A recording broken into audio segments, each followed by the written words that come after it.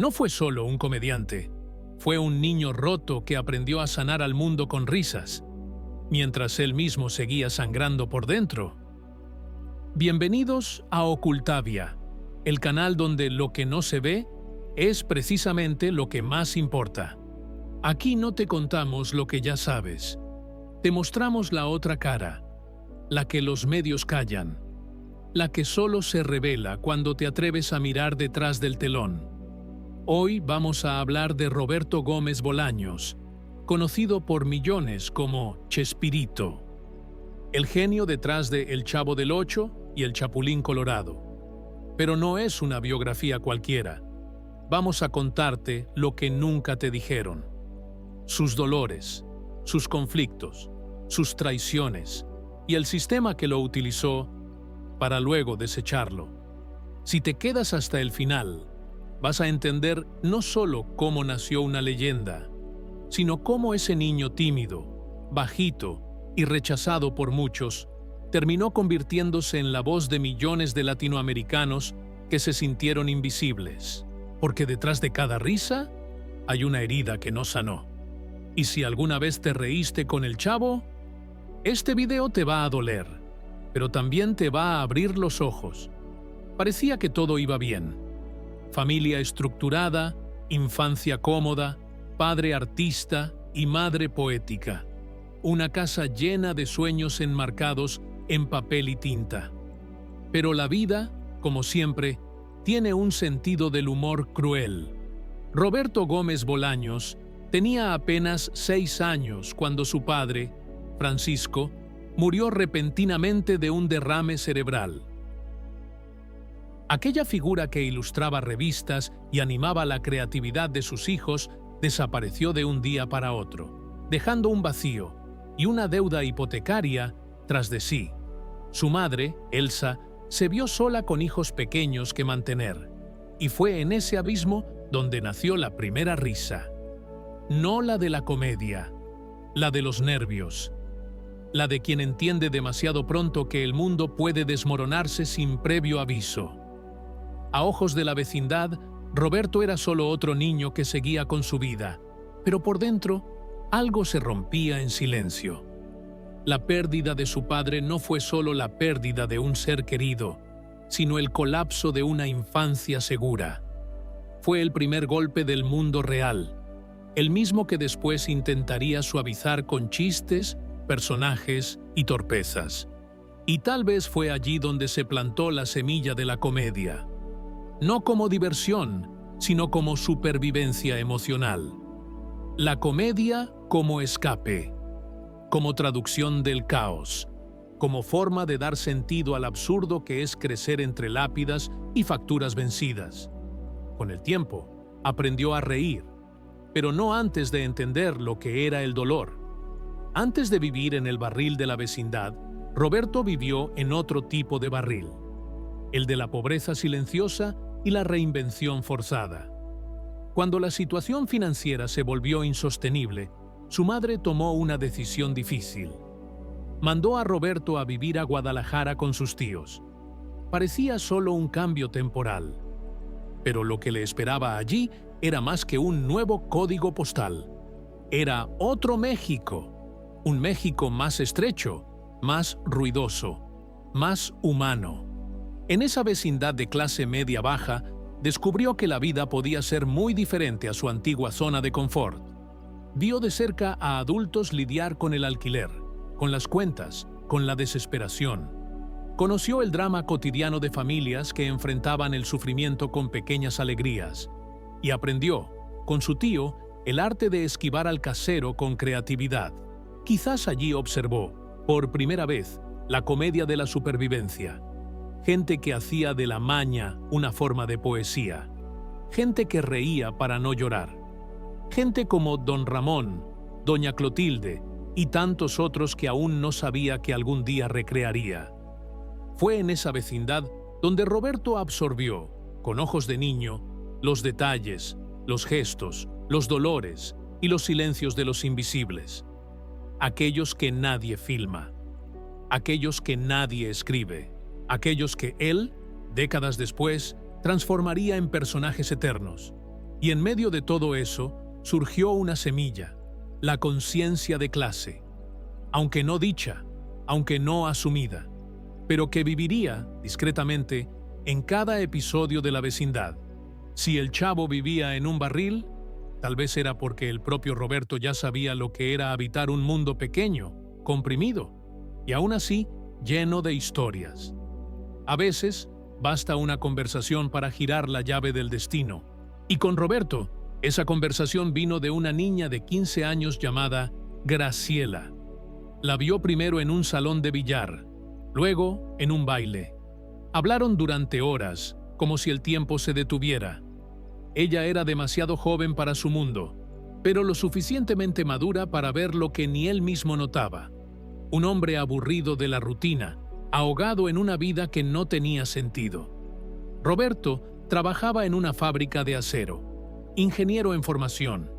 Todo bien en el papel, pero vacío por dentro. Como si estuviera interpretando un personaje que no eligió. Graciela lo notó al primer vistazo, y con la ligereza de quien aún no ha sido devorada por el mundo, lo desafió. ¿Por qué no haces lo que realmente amas? Esa frase, dicha ahí, en medio de un baile, fue como un estallido.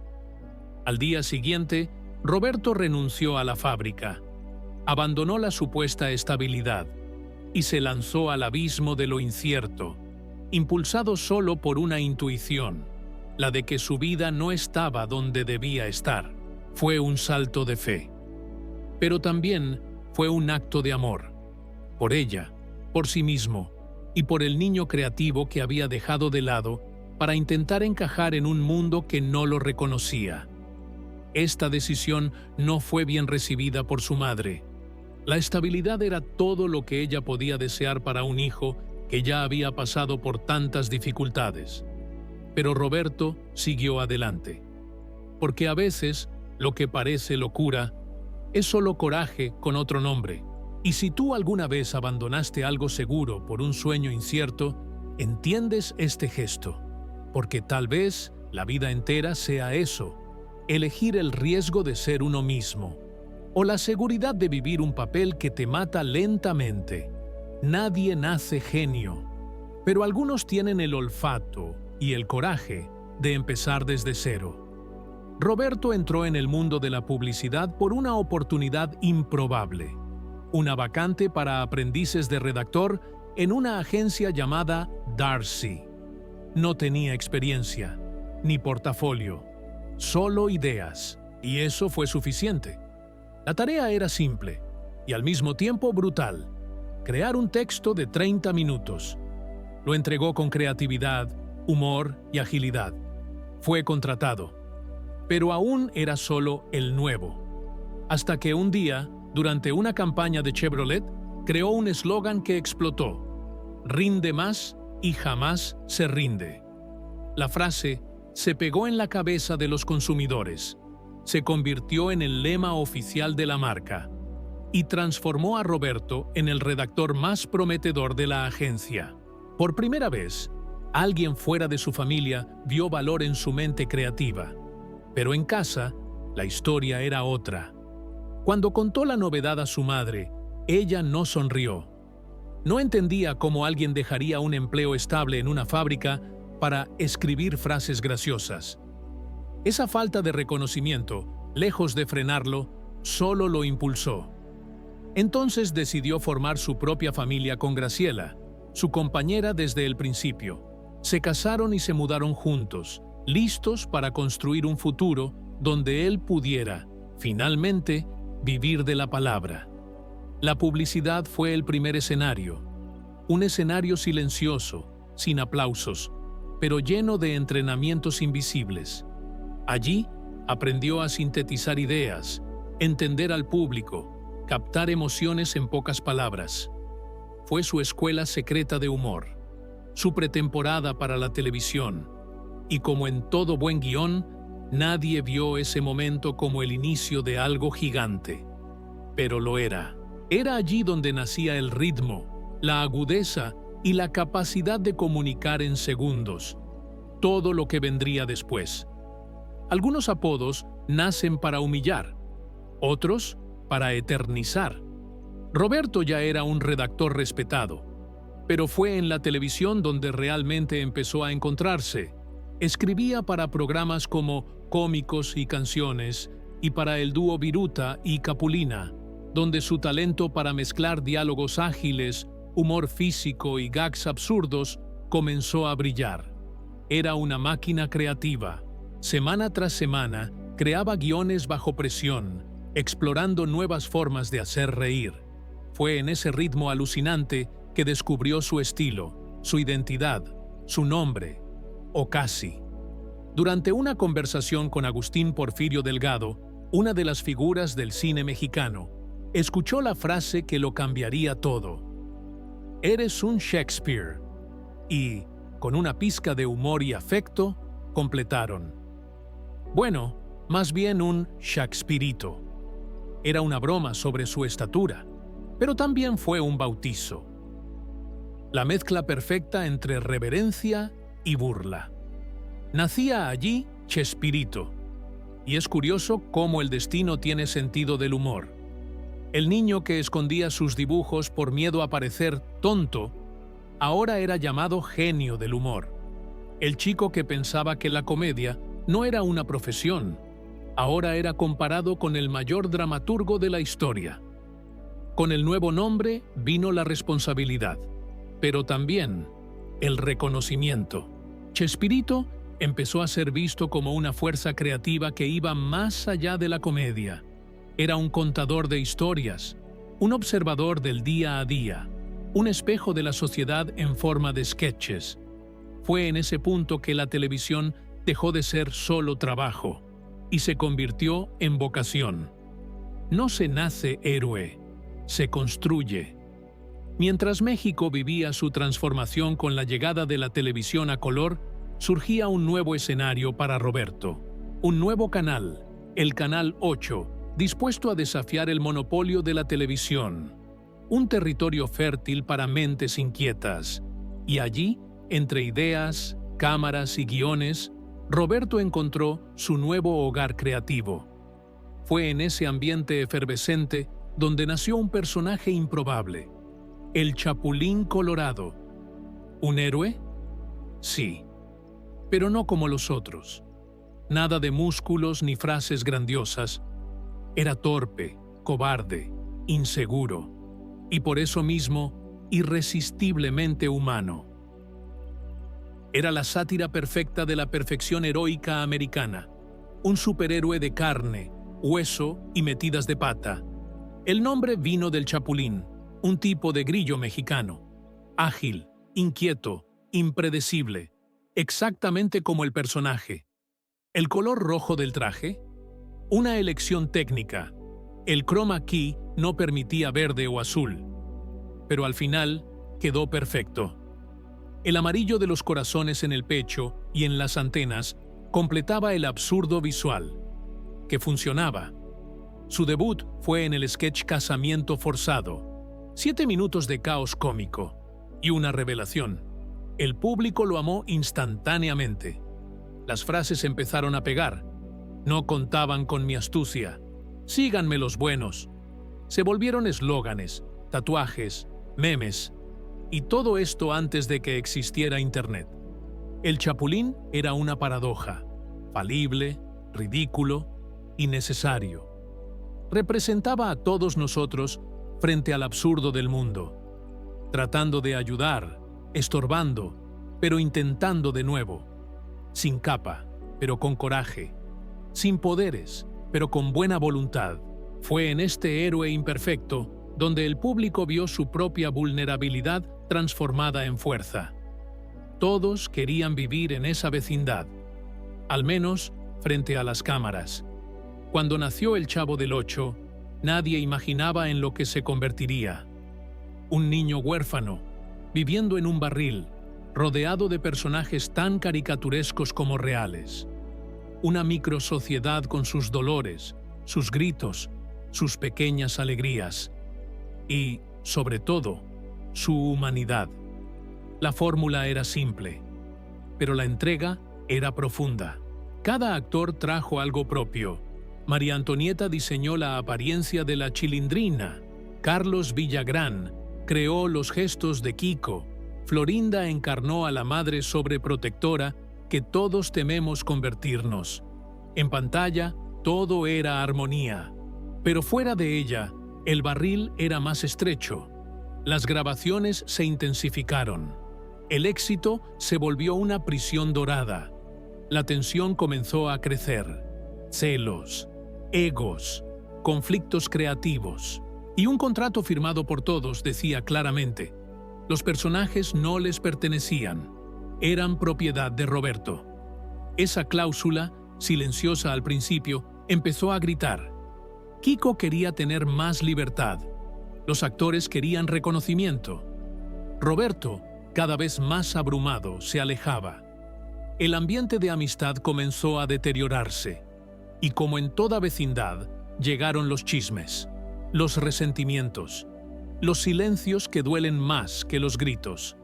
El público veía una familia feliz, pero detrás de cámaras era una familia al borde del colapso. Lo más irónico, la vecindad que enseñaba lecciones de empatía, diálogo y perdón, estaba siendo corroída por exactamente aquello que tanto combatía. Y si tú alguna vez tuviste que sonreír en público mientras todo se desmoronaba por dentro, quizás entiendas el peso de vivir en un programa donde la fantasía era más ligera que la realidad. La pregunta parece simple, pero esconde un dilema profundo. ¿Quién es el verdadero creador? ¿El que escribe o el que da vida? Carlos Villagrán se convirtió en Kiko. Las mejillas infladas, el andar torpe, el uniforme de marinero. Todo en él respiraba al personaje. Tanto que muchos confundían actor y papel. Pero entonces llegó el conflicto. Carlos quería usar a Kiko fuera del programa, crear un show propio, hacer giras y, claro, lucrar con aquello que, según él, había moldeado con su propio talento. Pero Roberto no estaba de acuerdo. Para él, Kiko era fruto de un guión, de una idea, de un universo que él había creado. Villagrán había firmado el contrato, reconociendo que el personaje no le pertenecía. El enfrentamiento se volvió personal, profesional y legal. Fue la primera grieta real en la vecindad. Y la pregunta que flotaba era dolorosa. ¿Uno puede apropiarse de algo que ayudó a construir, pero que no inventó desde cero? El público se dividió. Muchos creían que Villagrán tenía razón. Otros defendían a Chespirito. La prensa adoró el drama. Pero en el fondo había algo más serio: la explotación creativa dentro de la industria. ¿Hasta dónde llega el talento del actor? ¿Y hasta dónde el sistema permite que ese talento exista? Roberto le dio un consejo a Carlos. No te quedes solo con Kiko. Crea otros personajes. Tienes demasiado talento para vivir de uno solo. Pero Villagrán no escuchó. Apostó todo a Kiko. Y cuando perdió los derechos, quedó a la deriva. Este episodio revela algo brutal. En la industria del entretenimiento, no basta con ser amado por el público. Si no posees los derechos legales, eres solo un intérprete desechable. Y quizás por eso tantos actores del elenco se sintieron atrapados. Atrapados en el papel que los hizo famosos. Y que al mismo tiempo les impedía ser otra cosa. ¿Qué pasa cuando la vida personal invade el guión? Detrás de las risas, la vecindad escondía secretos dignos de una telenovela. Florinda Mesa y Carlos Villagrán comenzaron un romance durante las grabaciones. Era discreto, pero real. Y como todo amor tras bambalinas, cargaba tensión. No duró mucho. Poco tiempo después, Florinda se involucró con el director del programa, Enrique Segoviano. Más sonrisas forzadas, más silencios en los pasillos. Y en medio de todo, Roberto, el creador del universo, observaba. Pero lo que nadie esperaba sucedió. Florinda y Roberto empezaron a verse en secreto. Sí, mientras ella aún estaba comprometida. Y él, casado. El mismo Chespirito más tarde lo admitiría en un libro. Dijo que su matrimonio con Graciela ya estaba deteriorado, que ella no apoyaba su carrera. Pero la verdad es que él también estaba lejos de casa, siempre ausente, siempre trabajando. El elenco comenzó a sospechar, y el clima, ya tenso por cuestiones contractuales y egos inflados, se convirtió en una olla de presión emocional. Traiciones, resentimientos, rencores velados. La vecindad comenzó a desmoronarse, y no era por culpa de un barril. Estos triángulos amorosos debilitaron la confianza entre los actores. Las amistades se transformaron en alianzas desconfiadas. La magia del set dio paso a disputas sutiles, miradas incómodas y diálogos automáticos. Lo que antes era espontáneo se volvió obligación. Y aquí va una verdad dolorosa. Por más talento que tenga un elenco, si no hay confianza, el guión no se sostiene. ¿Cuántas veces tuviste que seguir conviviendo con alguien que te hirió solo porque el guión de la vida lo exigía? El éxito puede ser un regalo o una maldición disfrazada. El Chavo del Ocho se convirtió en un fenómeno mundial. Eran 350 millones de espectadores semanales, una cifra que dejaba a cualquier otro programa latinoamericano en la sombra. Los chistes, las frases, los personajes, todo se volvió símbolo cultural. Con el éxito vino el dinero, y con el dinero vino el desequilibrio. Algunos actores empezaron a ganar más, otros menos. Comenzaron las comparaciones. ¿Quién tiene más tiempo en pantalla? ¿Quién recibe más aplausos? ¿Quién da más entrevistas? La camaradería inicial se fue diluyendo, sustituida por vanidad, competencia e inseguridad. La televisión, que al principio era refugio creativo, se volvió un campo de batalla. La empresa crecía.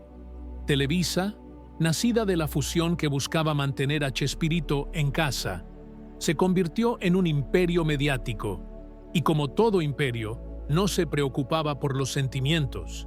Mientras tanto, Roberto se alejaba. Pasaba más tiempo fuera de casa, más distante de sus hijos, más sumergido en guiones y grabaciones que en la vida real, y el elenco lo notaba. Ya no había espacio para la improvisación, ni para opiniones. El programa se había convertido en una maquinaria, y Chespirito en el único con la llave del motor. La fama que los unió ahora era lo que los separaba. Ya no eran un grupo de soñadores, sino piezas de un producto global. ¿Y tú? ¿Has vivido lo suficiente para darte cuenta de que el éxito, a veces, cuesta más de lo que parece? Detrás de cada risa, había un imperio construyendo su dominio. Con el éxito de Chespirito, la fusión entre Canal 8 y Telesistema Mexicano dio origen al gigante Televisa, un nombre que se convertiría en sinónimo de poder mediático en América Latina. Pero lo que parecía un avance para la cultura mexicana escondía un costo silencioso. Roberto ganó más recursos, más espacio, más alcance, pero también menos control, porque cuando la televisión se convierte en negocio, los creadores se vuelven propiedad. Televisa empezó a centralizarlo todo: guiones, derechos, distribución. Lo que antes era un proyecto de amor se convirtió en producto. Los episodios fueron vendidos a más de 50 países, doblados en decenas de idiomas. El Chavo se volvió una exportación masiva.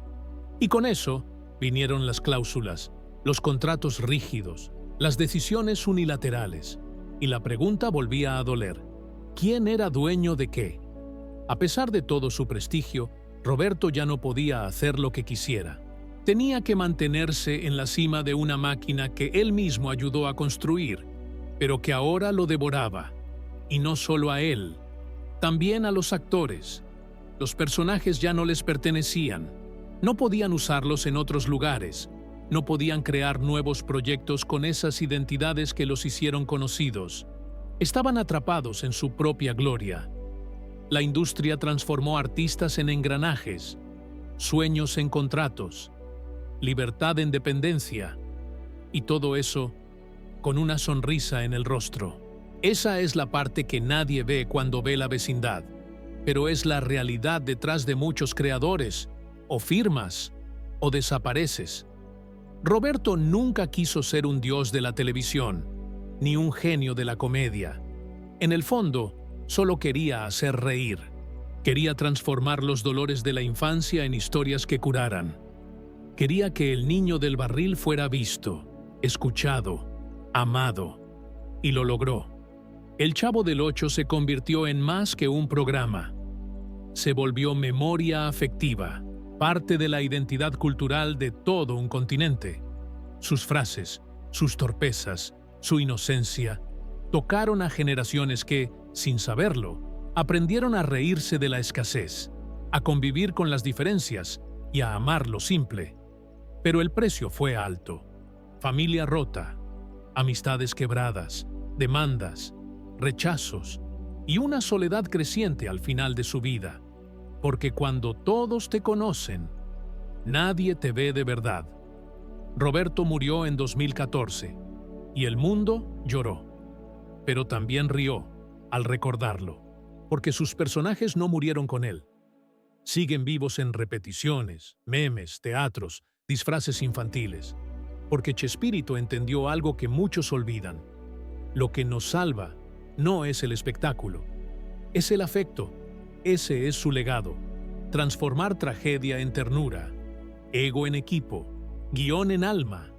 Y si llegaste hasta aquí, quizás te estés preguntando, ¿cómo algo tan bonito terminó siendo tan doloroso? La respuesta quizás esté en el próximo episodio.